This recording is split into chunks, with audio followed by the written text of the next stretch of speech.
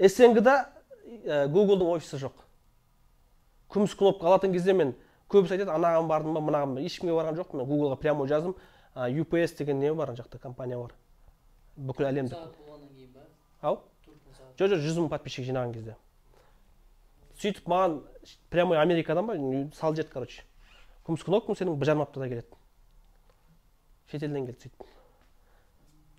Жалпы несі жоқ та, официальный офис жоқ та. СНГ-да ашпайды.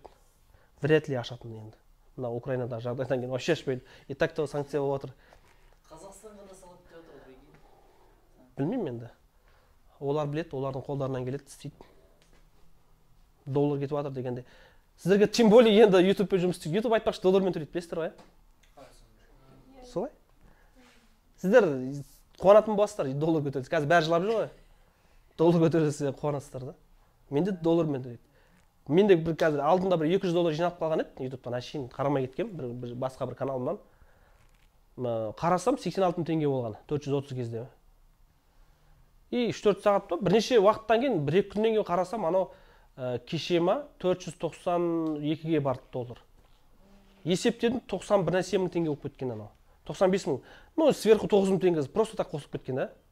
Мен ол осы айдың 26-сына түседі маған Каспийге. 21-26 аралығында. Ол кездегі курспен түседі. Білмеймін, ол кезде 500 бола ма, именно марттың 21 мен 26 аралығында қалай курс, сол мен прямо түседі маған.